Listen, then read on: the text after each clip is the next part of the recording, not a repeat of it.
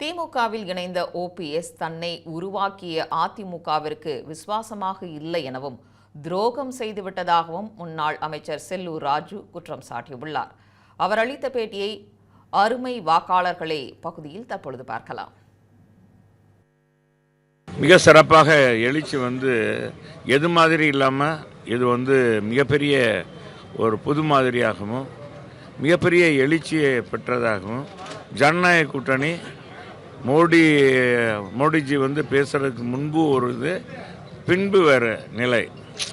அவர் போன பிறகு மிகப்பெரிய ஒரு சக்தியாக உருவெடுக்கும், மக்கள் மத்தியிலும் பேசப்படுகிறதாக.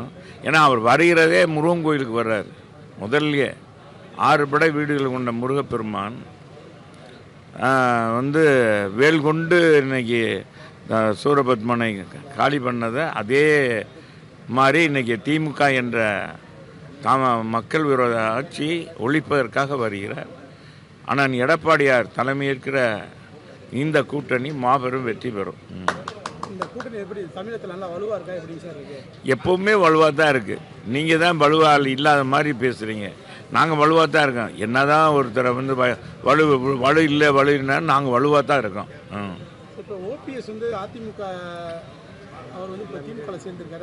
அவர் நகைச்சுவை நடிகர். அவரை போய் இப்போ ஒரு நகைச்சுவை ஆகிட்டார். அவரெல்லாம் ஒரு இது இல்லைங்க. என்னைக்கே 2021 சட்டமன்றத்திலே அவர் திமுக புகழ்ந்து பேசினவர். அன்னைக்கே அதிமுக தொண்டர்கள் ஒவ்வொருவரும் அவரை தூக்கி எறிஞ்சிட்டாங்க. சில பேர் நம்பாமல் இருந்தாங்க. அவங்களுக்கு இப்போ முழுமையாக தெரிஞ்சிருக்கும்.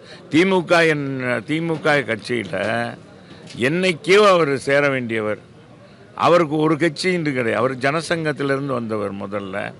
அப்புறம் அதிமுகவில் வாழ்வழித்தவங்களுக்கே துரோகம் பண்ணவர். அது என்ன, அந்த குடும்பம்தான், அந்த மன்னார்குடி குடும்பம்தான் அவரை கொண்டு போய் அங்கே நிறுத்தினது.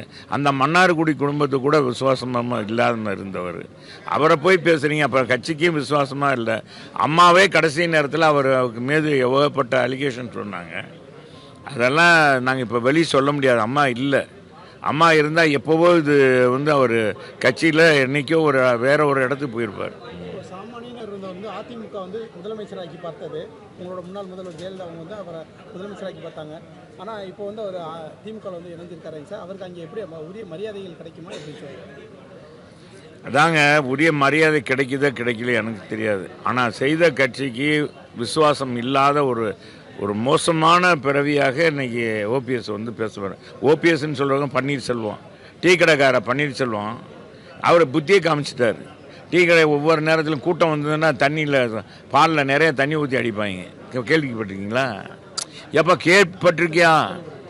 கூட்டம் அதிகமாக இருந்துச்சுன்னா தண்ணி ஊற்றிடுவாங்க. ஏன்னா கூட்டத்தை சமாளிக்கணும்.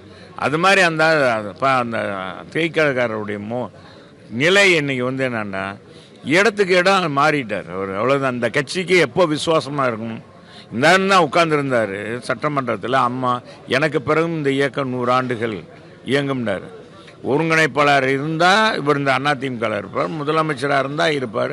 இல்லைன்னா இருக்க மாட்டாராமா. தலைமை கழகத்தை இடிப்பாராமா. என்னங்க நீங்கள் பேச்சு? அந்த அதிமுக மீட்பு குழு அப்புறம் இதெல்லாம் பண்ணிக்கிறாரு. அதெல்லாம் சும்மாங்கண்ணா. திமுக அனுப்புனாரு. இப்போ அவரும் போயிடுவார மாதிரி சொன்னாங்க. அதே மாதிரி போயிருக்காரு. ஏற்கனவே முதல்ல குட்டியை விட்டு ஆழம் பார்க்குற கதை. குட்டியை விட்டு ஆழம் பார்த்தாரு. ஏற்கனவே பேசிட்டார். ஏற்கனவே இப்போ இல்லை, பல வருடங்களுக்கு முன்பாகவே அவர் பேசப்பட்டவர். திமுகவோட பேசி நெருக்கமாக இருந்தார். என்னைக்கு இவங்க தாத்தா, இவங்க அப்பா, இவங்கெல்லாம் திமுக ப்ராப்பராக திமுக கலைஞருடைய வசனத்தை எடுத்து படிப்போம், நானும் எடுத்து படிப்பேன் அப்படின்னு சொன்னாரோ, அம்மா இல்லை, அம்மா இருக்கும்போது இந்த வார்த்தை சொல்லியிருந்தா இந்த முதலமைச்சர் ஆகிருப்பார் ஓபிஎஸ். நான் கேட்குறேன், இந்த ஓபிஎஸ் அம்மா இருக்கும்போது அதே சட்டமன்றத்தில் டாக்டர் கலைஞர் இருந்திருக்கார். கலைஞர் இருக்கும்போது பேசினாரா? எதிர்கட்சி துணைத் தலைவராக போடும்போது அன்னைக்கு அம்மா அங்கே இருக்காங்க. எதிர்த்து பேசினவர் தானே இவர். அன்னைக்கு உங்களுடைய கவிதை, உங்கள் அப்பாவுடைய இதெல்லாம் ஹிஸ்ட்ரிலாம் எனக்கு தெரியும், எங்கள் அப்பா படிப்பார், அது நானும் படிச்சிருக்கேன்னு சொல்லியிருக்காரா?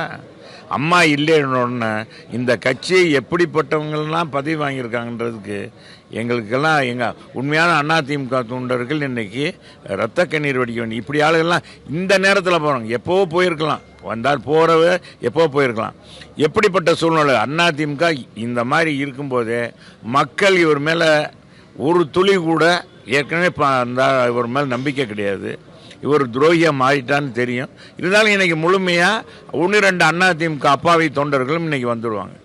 அதிமுக தொண்டரோட நிலை வந்து இவரை பார்க்கும்போது எப்படி சார் நினைப்பாங்க? அவரோட மனநிலை எப்படி இருக்கும்? நானே இப்போ நான் ஒரு முன்னாள் அமைச்சர், நானே எரிச்சல் போடுறேன் அப்படின்போது அவர் எப்படி எரிச்சல், எப்படி தொண்டர்கள் என்னை காட்டிலும் வெறி கொண்ட தொண்டர்கள் இருக்காங்க. இந்த பன்னீர்செல்வம் சொல்கிறேன், நீ வேறு கட்சியிலேருந்து வந்து டீ ஆற்றிட்டு இருந்தாலும் உன்னை முதலமைச்சர் ஆக்குனது இந்த கட்சி. இன்றைக்கும் மதுரையில் ரிக்ஷாக்காரன் ஒரு 50-60 பேர் ரிக்ஷா தொழிலாளர் இருக்காங்க. இன்றைக்கும் புரட்சித் தலைவர் படத்தை இன்றைக்கும் அவங்க வேஷ்டி சட்டை அழுக்காக இருக்கும். இருந்தாலும் எந்த பதவியும் எதிர்பார்க்காம இன்றைக்கும் உழைத்துக்கிட்டு இருக்காங்க. இன்றைக்கும் தலைவர் படத்தை ஓட்டிகிட்டு இருக்காங்க வயசான காலத்துலேயும். அப்படிப்பட்டவருடைய சாபங்கள்லாம் இந்த ஓபிஎஸ்ஸை கொஞ்சம் கூட விட்டு வைக்காது என்பதுதான் என்னுடைய எண்ணம். வாக்களிப்பது நம் கடமை. நமது வாக்கு விற்பனைக்கல்ல. நாம் வாக்களிப்போம். நம்மை சார்ந்தோரையும் வாக்களிக்க வைப்போம். 100% வாக்குகளை செலுத்த வைப்போம். தேசிய வாக்காளர் பேரவை, தமிழ்நாடு.